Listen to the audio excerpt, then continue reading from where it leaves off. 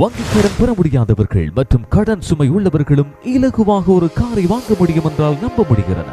SMPS cars நிறுவனத்தில் எல்லாமே சாத்தியம். மற்ற நிறுவனங்களில் கார் லீசிங் பெற முடியாதவர்கள் எம்மை அணுகவும். உடன் தொடர்புகளுக்கு 41787152 நீங்கள் இணைந்திருப்பது சுவிஸ் தமிழ் டிவியின் சிறப்பு செய்திகளோடு.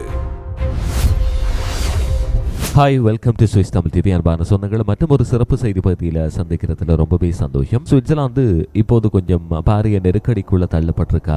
சில பல விஷயங்கள் அதுக்கான ஒரு தூண்டுதலை கொடுத்து கொண்டிருக்கா அப்படின்றது இப்போது பாரியதொரு கேள்விக்குறியோடு இருக்கக்கூடிய ஒரு விஷயமாக பார்க்கப்படுது. இப்போது வரைக்கும் இந்த இணையத்தின் மூலமாக தீவிரவாத சிந்தனைகளை புகற்றுறது, தீவிரவாத கலந்துரையாடல்கள் இடம்பெறுது சுவிட்சர்லாந்திலையும் அதிகரிச்சுக்கிட்டு இருக்கா. அதன் மூலமாக நாட்டுக்கு பாதகத்தன்மைகள் இருக்கிறதா அப்படின்னு கேட்டா இப்போது வரைக்கும் சில சம்பவங்கள் அதற்கான உதாரணங்களை கொடுத்து கொண்டிருக்கின்றன. அப்படி ஒரு சம்பவம் தான் இடம்பெற்றிருக்கிறது. IS தீவிரவாத அமைப்பு சம்பந்தமான பேச்சு இடம்பெற்றிருக்கா, அதுக்கான தாக்குதல் முயற்சிகள் மேற்கொள்ளப்பட்டிருக்கா அப்படின்னு பார்த்தா அது சம்பந்தமாகத்தான் ஒருத்தர் கைது செய்யப்பட்டிருக்காரு. சுவிட்சர்லாந்துல இஸ்லாமிக் ஸ்டேட் அப்படின்னு சொல்லக்கூடிய IS தீவிரவாத அமைப்போட பேர்ல கத்திக்குத்து தாக்குதல் நடத்த திட்டமிட்டார் அப்படின்ற பேர்ல 18 வயதான ஒரு இளைஞர் அதிகாரப்பூர்வமான குற்றச்சாட்டுக்கு உள்ளாகி இருக்காரு. இதனை கூட்டாட்சி பொது வழக்கறிஞர் அலுவலகமா இருக்கக்கூடிய OAG அறிவிச்சிருக்காங்க. இந்த இளைஞர் ஆர்கவ் கண்டோன்ல வசித்து வந்த ஒருத்தராக இருக்கிறாரு. அதனோடு சேர்த்து கடந்த ஆண்டு முதலே பாதுகாப்பு அமைப்புகளுடைய கவனத்துல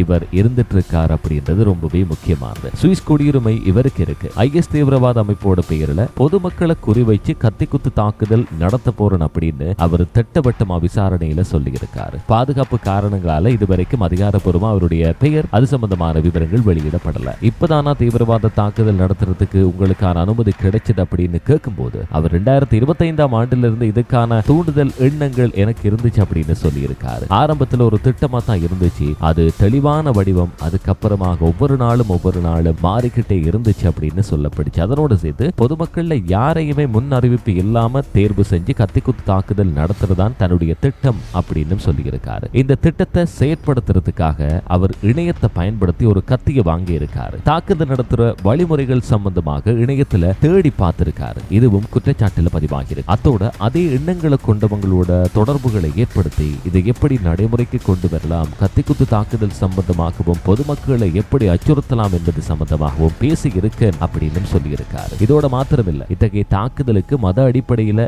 ஏதேனும் நியாயம் இருக்குதா அப்படின்னு இணையத்துல அவர் தேடி இருக்காரு. சமூக ஊடகங்கள்ல அவர் IS அமைப்பினுடைய பிரசார வீடியோக்களையும் பார்த்து அவருடைய மூளைச்சலவைய மேலும் அதிகரிச்சிருக்காரு. சில நிதி பரிவர்த்தனைகள் மூலமாக அந்த அமைப்புக்கு ஆதரவு கொடுத்திருக்கலாம் என்னும் அதிகாரிகள் சந்தேகிச்சு விசாரிக்கிறாங்க. இந்த வழக்கு கடந்த ஆண்டு ஜூன் மாதத்துல முதல்ல வெளிச்சத்துக்கு வருது. அப்போ சுவிட்சர்லாந்து கூட்டாட்சி போலீஸா இருக்கக்கூடிய ஃபெட்போல் கண்காணிப்புகளை மேற்கொள்றாங்க. இந்த இளைஞர் தீவிரவாத தாக்குதல் திட்டமிட்டு இருக்கலாம் என்று காட்டக்கூடிய தகவல் அவங்களுக்கு கிடைக்குது. அதுக்கப்புறமா அந்த தகவல் உடனடியாக கூட்டாட்சி வழக்கறிஞர் அலுவலகத்துக்கு அனுப்பப்பட்டு அவர் கைதாகிறாரு. என்னதான் இருந்தாலும் விசாரணை நடந்துட்டு இருக்கிறதால முன் விசாரணை காவல்ல அவர் வைக்கிறதுக்கு சட்டப்படி அனுமதி இல்லை என்றதால டிசம்பர் மாதத்தில் அவர் விடுவிக்கப்படுறார். இப்போ விசாரணை எல்லாம் முடிவடைந்த தருணத்தில் அவருக்கு எதிரான குற்றச்சாட்டுகள் அதிகாரப்பூர்வமாக பதிவு செய்யப்பட்டிருக்கு. இப்போ சுவிட்சர்லாந்து கூட்டாட்சி குற்றவியல் நீதிமன்றம் என்று சொல்லக்கூடிய பெடரல் கிரிமினல் கோர்ட்டுக்கு மாற்றப்பட்டிருக்கு. இதனால இறுதி தீர்ப்பு வரும் வரைக்கும் அவர் நிரபராதி என்ற கட்டத்திலே இருக்காரு. சுவிட்சர்லாந்து பொதுவா பாதுகாப்பான நாடுன்னு